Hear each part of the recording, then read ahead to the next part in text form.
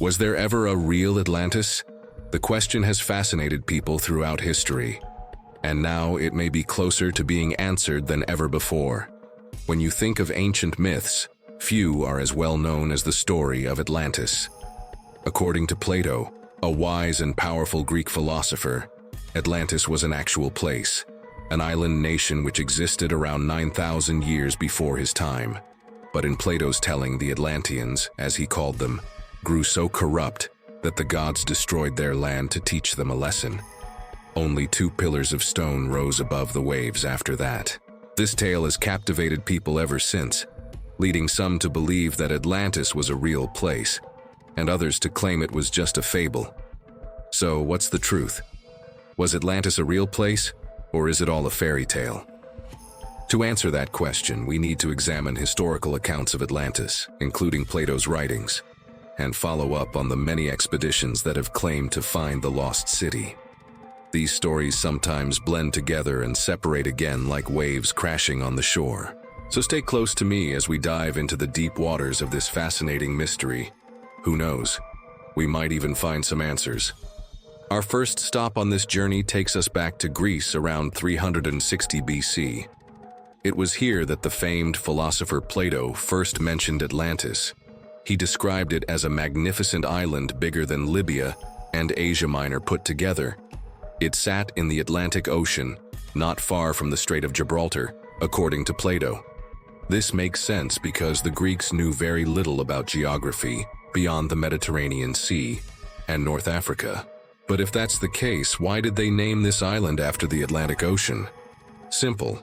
Plato believed the world was flat. In fact, most educated people of the time thought the same thing.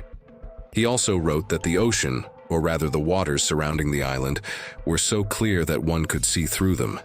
What does this mean?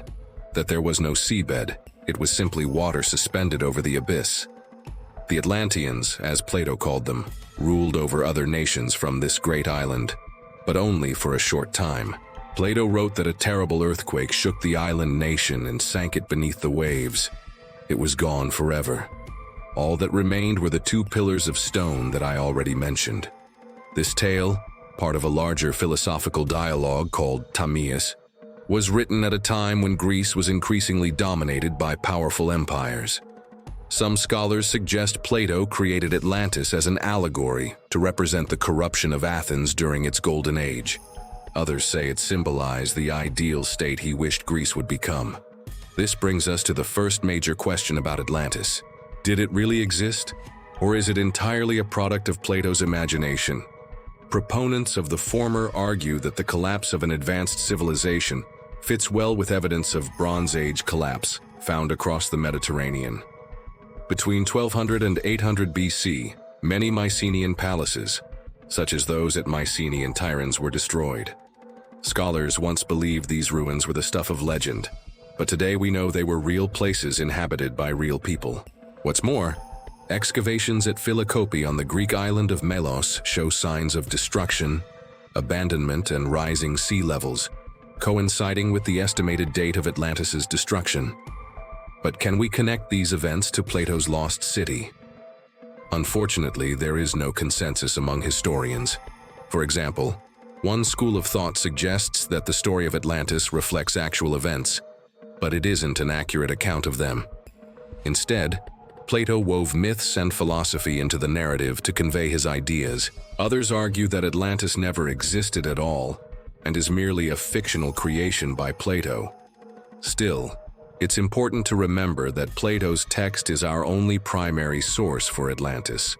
There are no other written records or artifacts that mention it, but lack of evidence doesn't necessarily mean that Atlantis didn't exist. After all, how many civilizations throughout history do we know about only because archaeologists uncovered them? How many cultures whose names are lost to time will never be remembered by future generations? For every civilization we discover, countless others slip through our fingers like sand. In light of this, let's explore some locations that have been proposed as the possible site of Atlantis. Our first stop on this tour takes us to the Aegean Sea, where many scholars believe Plato based his fictional account. If true, it means Atlantis was likely a real place that existed somewhere in this region. Let's take a closer look at some of the theories about where it might have been located. One theory claims that Plato was drawing from earlier traditions about an island nation called Anactoria. This place is said to have sunk into the sea long before his time. But unfortunately, there is little evidence to support this claim. Another theory proposes that Atlantis actually consisted of several islands in the Aegean. One such archipelago is the Sporades, located off the coast of Greece. However, recent research suggests the islands were not close enough together to form one large landmass, which contradicts Plato's description of Atlantis as a single island. Yet another theory identifies Atlantis with the island of Crete. This place is mentioned in Plato's work, along with many other real locations, adding weight to the idea that he used it as the inspiration for his story. It's possible that early Cretan civilization inspired the mythical Atlanteans, especially given their advanced culture compared to mainland Greece. But again, this doesn't prove Atlantis was a real place. It's more likely that Plato drew upon local traditions when crafting his tale.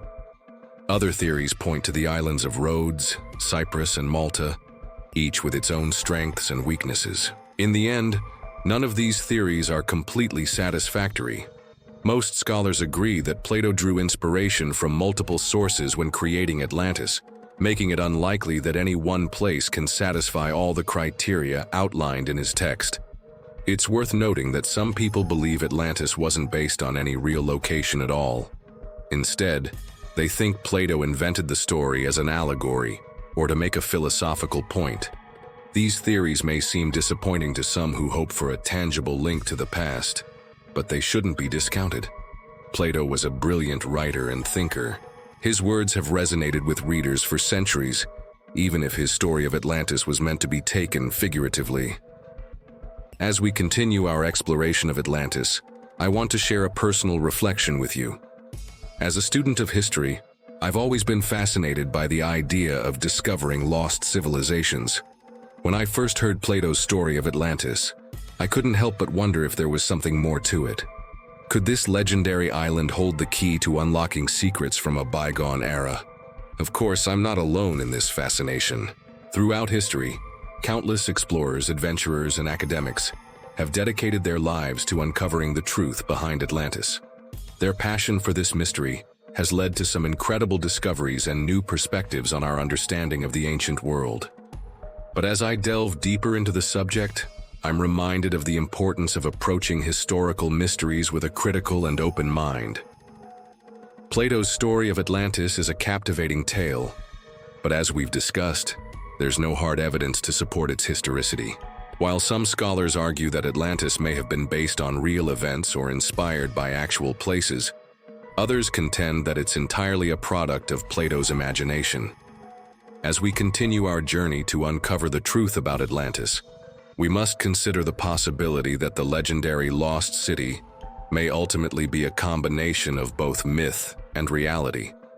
Perhaps there was once a powerful and prosperous civilization that inspired Plato's tale, but the details he included in his story are a mixture of fact and fiction. Or maybe Atlantis was entirely a figment of his imagination, a philosophical tool he used to explore themes of power, corruption, and the ideal society. Ultimately, the truth behind Atlantis may lie somewhere in between these two extremes. It's possible that Plato drew inspiration from various sources, including oral traditions, historical events, and his own creative imagination when crafting his story. And while we may never know the full truth behind the legend, that doesn't mean that Atlantis holds no valuable lessons for us today. Plato's story of Atlantis serves as a reminder of the importance of wisdom, justice, and moderation in governance. It also highlights the dangers of unchecked power and the hubris of assuming one's civilization is invincible. In a world that often seems chaotic and unpredictable, the story of Atlantis offers a timeless message about the importance of striving for excellence and resisting the allure of power and wealth. Whether or not Atlantis existed as a physical place, its legacy lives on in the realm of ideas, inspiring us to be better citizens, leaders, and stewards of our world. And now I want to hear from you. Do you think Atlantis was a real place or just a story? Let me know your thoughts in the comments below. And if you enjoyed this video, please hit the like button and subscribe for more fascinating historical tales. Thanks for joining me on this journey through time. Until next time, keep exploring the past and don't stop asking questions. After all, that's how we uncover the truth.